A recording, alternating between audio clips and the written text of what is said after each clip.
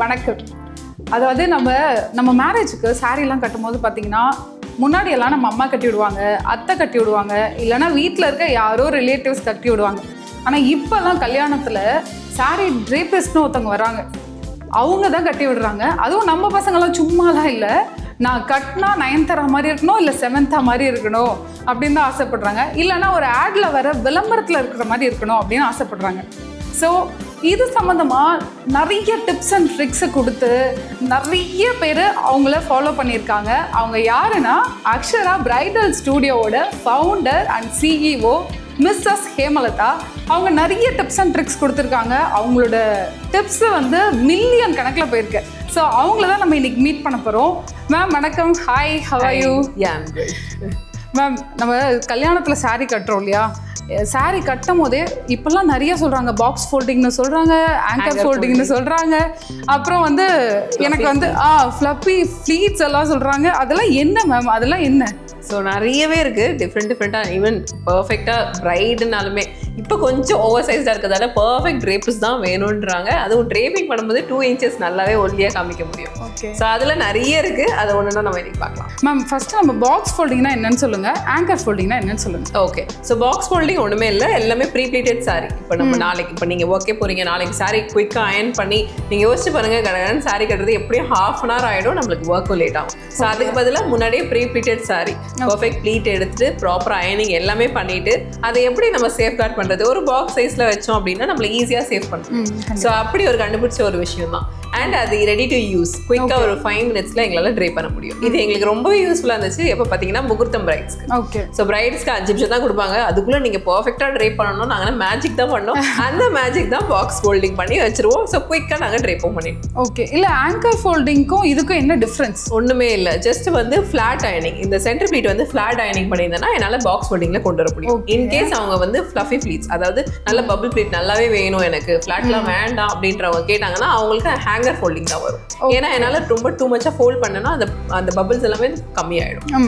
So அதுக்கு நாங்கள் hanger folding use பண்ணுவோம். Okay okay. அப்புறம் இப்போ சில பிரைட்ஸ் பார்த்தீங்கன்னா அவங்களோட இந்த ஃபர்ஸ்ட் ஃப்ளீட் இது வரைக்கும் போயிடும் இல்லையா, நம்ம பார்த்துருக்கோம், ரொம்ப மேலே இருக்கும்.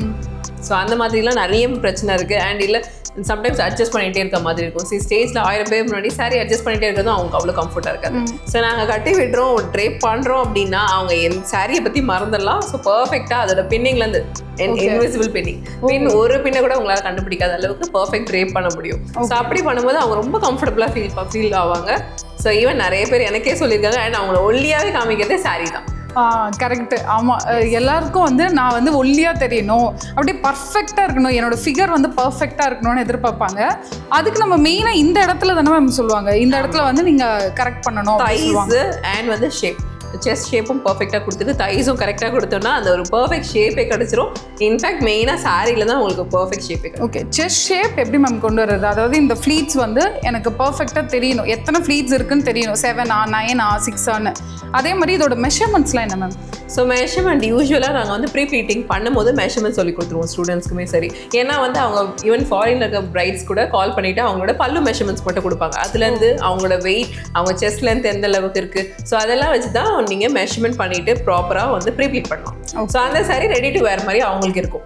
ஆனால் அவங்க மெஷர்மெண்ட்ஸ் கொஞ்சம் வாங்க வேண்டியது இருக்கும், அவங்களோட height and weight and chest level. So இது மட்டும் வாங்கிட்டோம் அப்படின்னா ஃபாரின்லேயே இருந்தாலும் நம்ம இங்கேயே ப்ரிப்பேர் பண்ணி வச்சுக்கலாம். ஓ, அவ்வளோ அட்வான்ஸ். என்னோட பிரைட் எல்லாமே நெக்ஸ்ட் வீக் தான் வரேன், என் மம்மி கிட்ட சாரி கலெக்ட் பண்ணிக்கோங்கன்னு அமிச்சுலாம் விட்டுருக்காங்க. அவங்க வருவாங்க, அவங்களை பேக் கூட முடியாது, பிகாஸ் ஆல்ரெடி அவங்களுக்கே ஷார்ட் பேக்டாக இருப்பாங்க. ஸோ அந்த டைமில் உங்களுக்கு மெஷர்மெண்ட்ஸ்லாம் எக்ஸ்பெக்ட் பண்ண முடியாது. ஸோ ஃபோன் கால்லேயே நாங்கள் முடிச்சிருவோம் and will be sending a video. So இந்த மாதிரி மெஷர்மெண்ட் எடுத்து கொடுத்துருங்க, பல்லு எப்படி மெஷர் பண்ணும், செஸ்ட் எப்படி மெஷர் பண்ணும், இந்த மாதிரி ஒரு குட்டி வீடியோ அவங்களுக்கு காமிச்சிருவோம். ஸோ தட் அவங்களுக்கு எல்லாமே ரீடிங்ஸ் எங்களுக்கு காமிச்சிருவாங்க. அதுபடி ட்ரேபிஸ்ட், அதாவது நாங்கள் பர்ஃபெக்டாக ப்ரிப்பேர் பண்ணால் ரெடி டு வேர், குயிக்காக அவங்களுக்குன்னே பண்ண மாதிரி அந்த சாரி இருக்கு. ஓகே, இப்போ இந்த முகூர்த்தம் புடவை எல்லா இடத்துலையுமே கொடுக்கவே மாட்டாங்க, அவங்களே தான் வச்சுருப்பாங்க, கடைசி நேரத்தில் தான் கொடுப்பாங்க. அது எப்படி மேம் நீங்கள் இது? பட் லக்கிலி நம்ம கொடுக்க மாட்டோன்றது ஒரு மித்து தான். ஆக்சுவலி 50% ஆஃப் பிரைட்ஸ் கண்டிப்பாக கொடுக்குறாங்க. ஏன்னா இப்போ எல்லாருக்குமே நல்ல எக்ஸ்போஷர் இன்ஸ்டா அண்ட் இதெல்லாம் வந்ததுக்கப்புறம். ஸோ அவங்க 50% பிரைஸ் இல்லை அவன் வீட்டில் கேட்டு நான் முன்னாடியே எனக்கு கொடுத்துட்றாங்க. அதனால நம்ம பாதி பிரச்சனை சால்வ். பட் இப்போவும் ட்ரெடிஷன் ஃபாலோ பண்ணுறவங்க சில பேர் கொடுக்க மாட்டாங்க. மார்னிங் நாங்கள் பூஜை பண்ணுவோம், மார்னிங் ரொம்ப அழுகாத பூஜை பண்ணுவாங்க. ஸோ அதுக்கப்புறம் எங்களுக்கு கொடுத்துருவாங்க. ஸோ கூடவே எங்களோட ட்ரேபிஸ்ட் இருப்பாங்க. நாங்கள் மேக்கப் பண்ணும்போது சைட் பை சைடு ஒரு 20 minutes பண்ணிட்டு நாங்கள் ஸ்டேஜில் வச்சுருவோம். ஸோ அப்போ ரெடி டு வேர் குயிக்காக நம்ம போடலாம். ஓகே, ஹிந்து மேரேஜ்க்கு இப்படி இப்போ இதே முஸ்லீம் மேரேஜ், கிறிஸ்டியன் மேரேஜுக்கு பெருசாக தேவைப்படாது. ஆனால் முஸ்லீம் மேரேஜ்க்குலாம் நீங்கள் எப்படி அந்த மாதிரி மேரேஜ்? கண்டிப்பாக நான் நிறைய பண்ணுறதே முஸ்லிம்ஸ் தான் என்னோட கிளையன்ட்ஸு. ஸோ முஸ்லீமுக்கு கண்டிப்பாக ப்ரீப்ளீட் பண்ணிவிடுவோம். அவங்களுக்கு மெஹந்தி ஃபங்க்ஷன் முடிஞ்சவொடனே எங்களுக்கு கொடுத்துருவாங்க. அண்ட் அவங்களுக்கு மெஹந்தி முடிஞ்சவொடனே சாரி தேவைப்படாது. நம்மள மாதிரி ஸ்டேஜில் பூஜையில் தான் வைக்கணும் அப்படின்ற எந்த கஷ்டமும் கிடையாது. ஸோ அது ஏர்லியராகவே கொடுத்துருவாங்க. அண்ட் மார்னிங் நான் மேக்கப் பண்ணிகிட்டே இருப்பேன். Drape side by side pre pleat பண்ணிவிட்டு பர்ஃபெக்டாக ஹேங்கர் ஃபுல்டே பண்ணி வச்சுருவாங்க. ஸோ அழகாக எடுத்து ட்ரேப் பண்ணும்போது பர்ஃபெக்டாக வரும். ஓகே, இப்போ இந்த சாரீலாம் ஓகே, 9 yards எப்படி கட்டுவீங்க? 9 yards வந்து உங்களுக்கு அப்பதான் கொடுப்பாங்க, எப்படி கட்டுவீங்க? 9 yards வந்து ப்ரீப்ளீட் பண்ணவே வேண்டாம். பிகாஸ் அது குயிக்காகவே அந்த காலத்து ட்ரெடிஷன். இன்ஸ்கர்ட் இல்லாமல் சாரியே ஸ்கர்ட்டாக யூஸ் பண்ணிட்டு ட்ரேப் பண்ணுறது தான் அந்த 9 yards சாரி. ஸோ அதுக்கு ப்ரீப்ளீட்டிங் கிடையாது. எந்த ஒரு இதுதான் ரூல்ஸ் நிறைய பேருக்குமே இன்னுமே தெரியாது. ஏன்னா அது ரொம்ப பழைய காலத்து ஒரு ட்ரெடிஷ்னலான ட்ரீப்பிங். ஒரு சிலர் ஐயர் அவங்களுக்கு மட்டும் தான் தெரியும். ஸோ அவங்க கிட்ட தான் நாங்கள் கற்றுக்கிட்டு வந்தோம். குயிக்காக ட்ரேப் பண்ணிடலாம். அதில் எந்த ஒரு ப்ரீப்ளீட்டிங் வராது. அதில் ஷேப் அதெல்லாம் எதிர்பார்க்க முடியாது. Okay. So as it is அப்படியே இருக்கணும். அது அழகாக தான் இருக்கும். இன்ஃபேக்ட் நாங்களுமே பயந்தோம், இது இப்படி பண்ணுறோமே பிரைட் எப்படி இருப்பாங்க. ஆனால் மாலெல்லாம் போட்டு ரெடி ஆனோடனே ரொம்பவே அழகாக இருந்துச்சு. மேம், இப்போ இந்த இன்விசிபிள் பின்னிங்னா என்ன? அதாவது நீங்கள் பின் போட்டிருக்கதே தெரியாதுன்னு சொல்கிறீங்க ஃபஸ்ட்டு. அடுத்தது வந்து இந்த ஃபஸ்ட்டு ஃப்ளீட் வந்து கொஞ்ச நேரத்துலேயே மேலே போயிடும், பிரைடுக்கு நம்மளால் பார்க்க முடியும். நம்ம இந்த கழுத்தை ஒட்டி போயிடும். ஸோ இந்த மாதிரி ஆகாமல் இருக்கணும்னா நான் என்ன பண்ணணும்?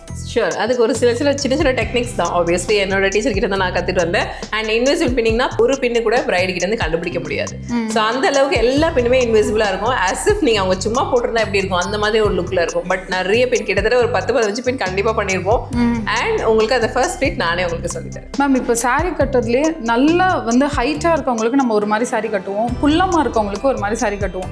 அதே மாதிரி சைஸ்லேயும் நம்ம வந்து ஒல்லியாக இருக்கவங்களுக்கு ஒரு மாதிரி, கொஞ்சம் ஃபேட்டாக இருக்கவங்களுக்கு ஒரு மாதிரி சாரீ கட்டுவோம். அதோட ட்ரிக்ஸ் என்ன? ஷூர். ஸோ ஒரு ஹைட்டாக இருக்கீங்க அப்படின்னா கண்டிப்பாக அவங்க குள்ளமாக தெரிய தான் ஆசைப்படுவாங்க. இப்போ நானுமே ஹைட்டு, எனக்கு குள்ளமாக தெரிஞ்சால் ரொம்பவே சந்தோஷமாக இருக்கும். ஸோ அதே தான் வைஸ் வருஷா. குள்ளமாக இருக்கவங்க ரொம்ப ஹைட்டாக, அதுக்குன்னு ஒரு சின்ன டெக்னிக்ஸ் இருக்குது. அண்ட் வந்து சைஸ், அதாவது குண்டா இருக்கவங்களை ஒல்லியாக காமிக்கிறதும் சாரி ட்ரேப்பிங்கில் மட்டும் வந்துடாது. ப்ளவுஸு அண்ட் இன்ஸ்கர்ட் இது மாதிரி எல்லாமே நான் மேக்கப்பில் சொன்ன மாதிரி ஓவரால் வந்து நாம் ப்ரிப்பேர் பண்ணுறதே ஏர்லி.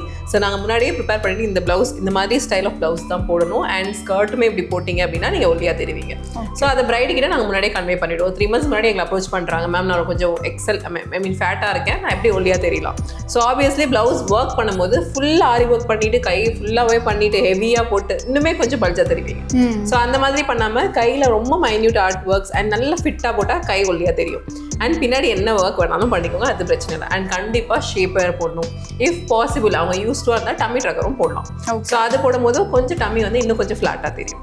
அண்ட் ஆப்வியஸ்லி சாரீ எடுக்கும்போது கண்டிப்பாக பார்த்து தான் எடுக்கணும். நல்ல ஹெவி சாரி, என் பொண்ணு கிராண்டாக இருக்கணும்னு ஹெவியாக எடுத்தேன்னா இன்னும் ஃபேட்டாக தான் பொண்ணு தெரியும். ஸோ அதுக்கு பதிலாக சாஃப்ட் சில்கே இப்போ கொஞ்சம் நல்லாவே டிசைன்ஸ் வருது. ஸோ கண்டிப்பாக சாஃப்ட் சில்க் தான், அதுதான் நல்ல ஷேப் கொடுக்கும் அண்ட் ஒல்லியாகவும் தெரியும். ஸோ இந்த மாதிரி நாங்கள் முன்னாடியே சொல்லிவிடுவோம். ஈவன் சாரீ கலர்ஸ்லேருந்து எல்லாமே பிரைடுக்கு வந்து முன்னாடியே சொல்லிவிடுவோம். ஸோ அவங்க சாஃப்ட் சில்க் தான் எடுக்கணும், ப்ளவுஸ் வந்து ஒர்க் ரொம்ப மைல்டாக இருக்கணும். ஸோ இந்த மாதிரிலாம் பண்ணும்போது இல்யூஷன், அதாவது பார்க்கறதுக்கு ஒல்லியாகவே காமிக்க முடியும். ஸோ அதே வைஸ் வருஷா இன்னும் இமேஜின் பண்ணிங்க, ஒல்லியாக ஹைட்டாக இருக்க பொண்ணு, அந்த பொண்ணு வந்து மேம் நான் குண்டா தெரியும் எப்படியாவது பண்ணுங்க அப்படின்னா கண்டிப்பாக வந்து full hand, either full hand போடலாம், இல்லைனா ரொம்ப ஷார்ட் ஸ்லீவ் போடலாம். அது ரெண்டுமே அவங்கள குண்டா காமிக்கும். அண்ட் வந்து பேடட் இன்னர்ஸ் யூஸ் பண்ணலாம். ஈவன் ஸ்கர்ட்மே பேடட் வருது. ஸோ அந்த மாதிரி ஷேப் கொடுத்துட்டு அவங்களுக்கு ட்ரேப் பண்ணலாம். அவங்க கண்டிப்பாக சாஃப்ட் சில்க் எடுக்கவே கூடாது, நல்ல ஹெவி சாரீ எடுக்கலாம். இருக்கிறதுலே நல்லா வெயிட்டான சாரீ எடுத்தோம்னா நல்லாவே குண்டா தெரியும். அண்ட் அவங்களுக்கு நல்ல ஃப்ளாட் அயனிங் பண்ணக்கூடாது. நாங்கள் ஃபேட்டாக இருக்கவங்களுக்கு நல்லாவே அயன் பண்ணிகிட்டே இருப்போம். 4 times 6 times அயன் பண்ணிவிட்டு நல்லாவே சாரியை ஃப்ளாட்டன் ஆகிடும். அப்படியே வைஸ் வருஷா அவங்களுக்கு எந்த ரொம்ப அயனிங் பண்ண மாட்டோம். கையிலேயே ஹேண்ட் அயனிங்லேயே ப்ளீட்ஸ் வச்சுருவோம். ஸோ தட் அதெல்லாம் ப்ளஃபியாக இருக்கிறதால கூட பார்க்குறதுக்கு அவங்க கொஞ்சம் குண்டா தெரியும். அண்ட் கண்டிப்பாக ஃப்ளாட் ப்ளீட்ஸ் கிடையாது. சென்டர் ப்ளீட் வந்து நல்லாவே ப்ளஃபியாக இருக்கும். ஸோ இந்த மாதிரிலாம் பண்ணும்போது ஒல்லியாக இருக்கவங்க அழகாக குண்டா சப்பியாக தெரிவாங்க. அவங்களுக்கு அது ரொம்பவே பிடிக்கும். இப்போ இந்த ஹிப் நாட்னு வந்து சொல்லுவாங்க, அது வந்து இப்போ ஒரு ரிசப்ஷன் சாரீலாம் பார்த்தீங்கன்னா இதில் அந்த சாரியோட பெல்ட் மாதிரியே வருது. ஸோ அது வந்து பார்க்கறதுக்கும் ரொம்ப நல்லா இருக்கு பார்க்கறது. ஸோ அது வந்து பெல்ட் தனியாகவே பண்ணுவீங்களா, இல்லை அது நீங்களே ஃபர்ஸ்ட் சொல்லிடுவோம் அதோட சேர்த்து வரும்? ஸோ நீங்கள் ஆரி ஒர்க் பண்ணும்போது கேட்பாங்க உங்களுக்கு பெல்ட் வித் பெல்ட் வேணுமா, அந்த மாதிரி ரொம்ப அழகாக அந்த ப்ளவுஸ் ஒர்க்னா நல்லா இருந்துச்சுன்னா நாங்கள் போடுவோம். மேக்ஸிமம் அவங்க ஜுவல்லரிக்கு மேட்சிங் பெல்ட்ஸ் தான் நாங்கள் யூஸ் பண்ணுவோம். மோஸ்ட்லி பிரைட்ஸ் வந்து கோல்டு போடுறதால கோல்டு எல்லாமே ஒரே மாதிரி இருந்தால் ரொம்பவே அழகாக இருக்கும்.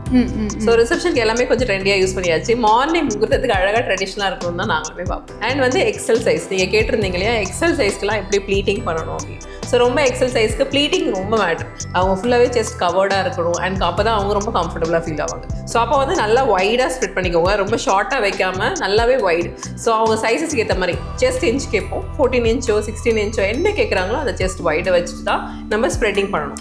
ஸோ இங்கேருந்து ஸ்ப்ரெட் பண்ணுவோம்னா நல்லாவே ஃபுல்லாக ஓப்பனாக ஸ்ப்ரெட் பண்ணணும். ஸோ அவங்களுக்கு ஈஸியாக கவர் ஆகிடும், அவங்க எதுவும் அட்ஜஸ்ட் பண்ணவே வேண்டாம், அது அப்படியே நிற்கும். ஸோ அந்த மாதிரி பண்ணலாம். இல்லை மேம் எனக்கு நல்லாவே கொஞ்சம் கிளாமராக வேணும் எனக்கு ஓகே அப்படின்னு சொல்கிறவங்களும் இருக்காங்க. என்னோட ஜுவல்லரி ரொம்ப எக்ஸ்பென்சிவ் நல்லா தெரியணும். ஸோ அவங்களுக்கு நல்லாவே கொஞ்சம் ஓவமாக ஸ்பெட் பண்ணிட்டு வச்சோம் அப்படின்னா ஜுவல்லரி ரொம்ப நீட்டாக தெரியும். இப்போது நெக்லாம் நீங்கள் இப்போ சொன்னீங்க செஸ்டெல்லாம் இப்படி இருக்கவங்களுக்குன்னு எந்த மாதிரி ப்ளவுஸ் பேட்டர்ன் வந்து நான் தைக்கணும்? அதாவது சில பேர் வந்து இப்படி ஸ்ட்ரெயிட்டாக தைக்க சொல்லுவாங்க, சில பேர் வந்து கட் அந்த மாதிரி. ஸோ அவங்க ஷேப்பை ஓரளவுக்கு நல்லா காமிக்கிற மாதிரி தான் ஸ்டிச் பண்ணணும். ஸோ ஓரளவுக்கு பிரின்சஸ் கட் நீங்கள் ட்ரை பண்ணலாம். அண்ட் ரொம்பவே ஒல்லியாக இருக்கீங்கன்னா போட் நெக், அதாவது போட் நெக் போடலாம். ஸோ இந்த மாதிரிலாம் ட்ரை பண்ண உங்களை எந்த அளவுக்குலாம் குண்டா காமிக்கும். ஈவன் டெய்லர்ஸ் கேட்டாலே நிறைய ஐடியாஸ் கொடுப்பாங்க. அண்ட் ஆப்வியஸ்லி நிறைய ஆர்டிஸ்டோட ப்ளவுஸ் அதெல்லாமே நம்ம பார்த்துட்டு இருக்கோம். அண்ட் இப்போ எல்லாமே பிரைட்ஸ் வந்து மோஸ்ட்லி வந்து கொஞ்சம் குண்டா இருக்கிறதால நல்ல ஃபிட்டில் ஸ்ட்ரெயிட் கட் போகிறது தான் சேஃப். மேம் இப்போ வந்து நம்ம சாரியில் பின்ஸ் பற்றி நம்ம டெமோ பார்த்துடலாமா? ஷூர். ஓகே. ஸோ இந்த மாதிரி சாரீஸ் பிரைட் எப்படி எடுக்கணும்னு கேட்டிருந்தீங்க இல்லையா? ஸோ நான் அதுக்காக தான் ஒன்று எடுத்து வந்தேன். ஸோ இந்த மாதிரி ஹெவியாக இது பார்த்தீங்கன்னா கிட்டத்தட்ட ஒரு 1.5 கிலோ 2 கிலோ இருக்கும். ஸோ இவ்வளோ ஜரி இவ்வளோ வெயிட்டான சாரீ இமேஜின் பண்ணுங்க, நானே கட்டாலுமே குண்டாக தான் தெரியும். ஸோ அந்த மாதிரி இல்லாமல் நீங்கள் கட்டிருக்கீங்க பாருங்க, இந்த மாதிரி தின் ஃபேப்ரிக்ல சாஃப்ட் சில்க்ல இப்படி கட்டும் போது கண்டிப்பாக ஒல்லியாக தெரிவாங்க. ஸோ நம்ம மெயினாக வந்து சூஸ் பண்ணுற ஃபேப்ரிக். ஸோ அதுதான் விஷயம். இல்லை இவ்வளோ கிராண்டாக போட்டால் தான் நீங்கள் நல்லா இருப்பேன்றதை விட ஒல்லியாக இருக்கிறது தான் மெயின் டார்கெட் பிரைடுக்கு. ஸோ இந்த மாதிரி சாஃப்ட் சில்க் எடுங்க. அண்ட் இதுலேயுமே நிறைய மெட்டீரியல்ஸ் வந்துச்சு. ஸோ அந்த மாதிரி சூஸ் பண்ணீங்கன்னா நீங்கள் ஒல்லியாக தெரிவிங்க. ஓகே, இதுக்கு பேர் தான் ஆங்கர் ஃபோல்டிங். எஸ். ஸோ இது ஃப்ளஃபி ப்ளீட் பண்ணிட்டு நாங்கள் ஹேங்கர் ஃபோல்டிங் பண்ணி இப்படியே தான் எடுத்துகிட்டு போகணும். ஈவன் ஸ்டேஜில் வைக்கணும்னா கூட நம்ம இப்படி தான் வைக்கணும். ஓகே, இந்த ஃப்ளீட்ஸ் வந்து அப்படியே இருக்குல்ல? யா, இது அப்படியே தான் இருக்கும். ட்ரேப் பண்ணுற வரைக்கும் நம்ம வந்து ப்ளீட்டிங், நீங்கள் பண்ணது ஃப்ளாட்டான ப்ளீட்டிங், இது வந்து ஃப்ளஃபி. Okay okay. ஸோ இதெல்லாம் யாருக்கெல்லாம் பண்ணலாம் பார்த்தீங்கன்னா, ரொம்ப ஒல்லியாக இருக்கவங்களுக்கு பெஸ்ட் சாரீ இதுதான். இந்த மாதிரி ஹெவி சாரீ வித் ஃப்ளஃபி ப்ளீட்ஸ்லாம் போட்டிங்கன்னா நல்லா கொஞ்சம் சப்பியாக தெரியும். மேம் இந்த சாரீ கட்டும் போது ஷேப்பர் வந்து நம்ம போடுவோம். ஷேப்பர் வந்து எல்லாருமே போடணுமா, இல்லை பர்டிகுலராக குண்டாக இருக்கவங்க போடலாம், இல்லை ஒல்லியாக இருக்கவங்க போடலாம் அப்படின்னு இருக்கா? ஸோ கண்டிப்பாக ஷேப்பர் வந்து இப்போ நிறைய மார்க்கெட்டில் பார்த்துட்டு எல்லாரும் போடணும்னு நினைக்கிறாங்க. அப்படி போடவே கூடாது. அண்ட் ஃபேட்டாக இருக்கவங்க எக்ஸல், அதாவது மீடியம் டு ஃபேட் வரைக்கும் எல்லாருமே யூஸ் பண்ணலாம். ஒல்லியாக இருக்கவங்களை நாங்கள் ஆக்சுவலி காட்டன் இன்ஸ்கர்ட் போட சொல்லுவோம், அதுவும் 2 இன்ஸ்கர்ட் போட சொல்லுவோம். அப்போ தான் கொஞ்சம் குண்டாக தெரிவாங்க.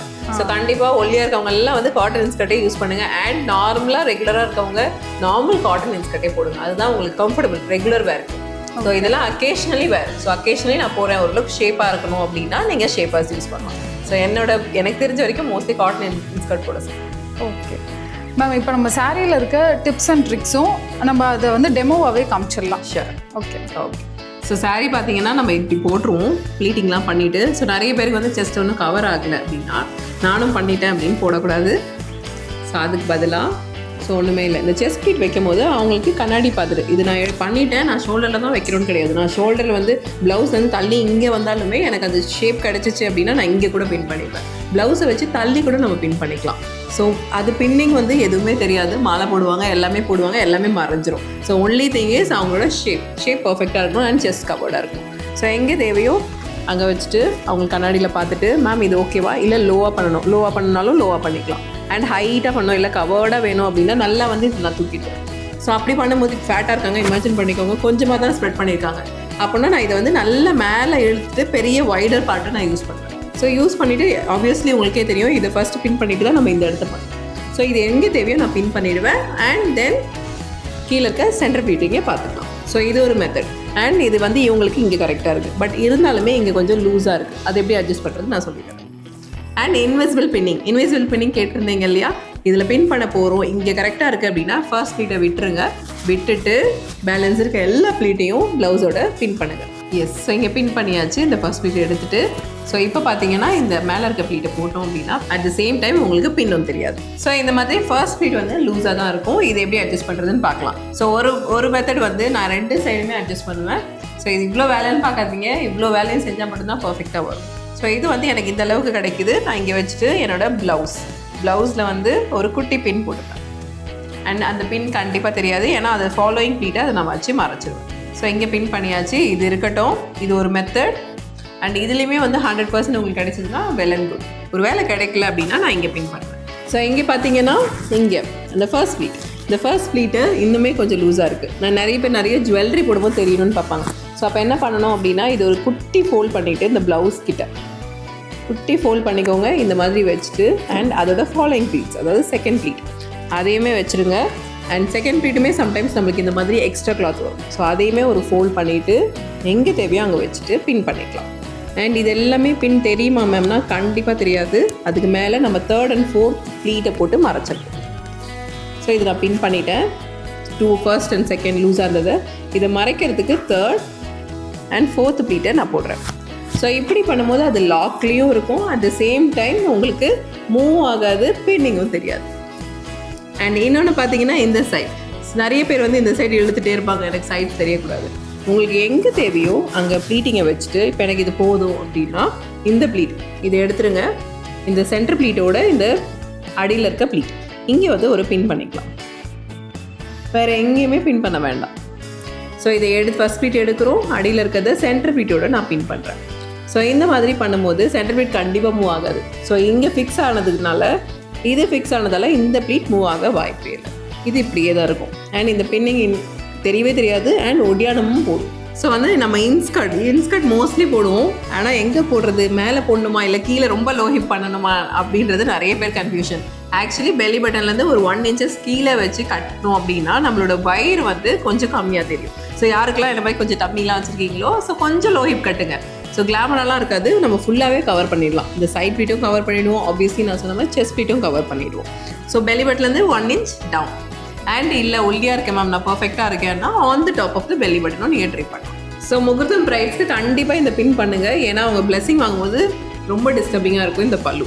ஸோ இது வந்து விட்டுருங்க, இது எந்த ஃப்ளோவில் வருதோ அங்கேயே வரட்டும். இதை கொண்டு போயிட்டு ப்ளவுஸில் வைக்கணும்னு வைக்காதீங்க, ஆர்டிஃபிஷியலாக இருக்கும். ஸோ இதை விட்டுருங்க, இந்த ஃப்ளோவில் வருது. இங்கேருந்து ப்ளவுஸ்லேருந்து நம்ம பின் பண்ணிக்கலாம். எப்போ பண்ணாலும் ஃபர்ஸ்ட் ப்ளீட்டை விட்டுருங்க. விட்டுட்டு நம்ம இந்த மாதிரி பின் பண்ணும்போது கண்டிப்பாக நம்ம ஃபிங்கர்ஸை பின்னாடி வச்சுக்கணும். அவசரத்துக்கு பிரைடை மட்டும் குத்தக்கூடாது, ஏன்னா அவங்க ஆல்ரெடி வெட்டிங் டைம் ரொம்ப ஸ்ட்ரெஸ்ஃபுல்லாக இருப்பாங்க. அதனால தான் என் ஃபிங்கர்ஸ் நான் எவ்ரி டைம் பின்னாடி வைக்கிறேன், குத்தினாலும் நம்மளுக்கு தான் குத்தும். ஸோ இப்படி பண்ணும்போது இது மூவும் ஆகாது, அட் த சேம் டைம் பின் பண்ண அடையாளமும் இருக்காது. ஸோ நிறைய பேர் வந்து இந்த சென்டர் ப்ளீட்டிங், இந்த சைட் ப்ளீட்டிங் தான் ரொம்பவே டஃப்பாக ஃபீல் ஆவாங்க. ஸோ பார்த்தீங்கன்னா எல்லா ப்ளீட்டையும் எடுத்துகிட்டு போய் ஒரே இடத்துல பின் பண்ணுவாங்க. ஸோ அப்படி பண்ணாதீங்க. அப்படி பண்ணாமல் எத்தனை ப்ளீட்ஸ் கிடைக்குதோ, ஸோ இமேஜின் பண்ணிக்கலாம், இது 1 2 3 இந்த இது வந்து எனக்கு இந்த ஒரு இடத்துல கிடைக்குதுன்னா இங்கே பின் பண்ணுங்க. அகெயின் வந்து 4th ப்ளீட் கொஞ்சம் கீழே கிடைக்குதுன்னா கீழே பின் பண்ணுவேன். இன்னுமே 5th ப்ளீட் வந்து நான் இன்னுமே கீழே பின் பண்ணுவேன். ஸோ அந்த மாதிரி பண்ணும்போது எனக்கு ஃபுல்லாகவே ப்ளீட்ஸ் கிடைக்கும். ஸோ சென்டர் ப்ளீட் இங்கே வச்ச உடனே ரொம்பவே அழகாக இருக்கும் சைட் ப்ளீட்டிங்.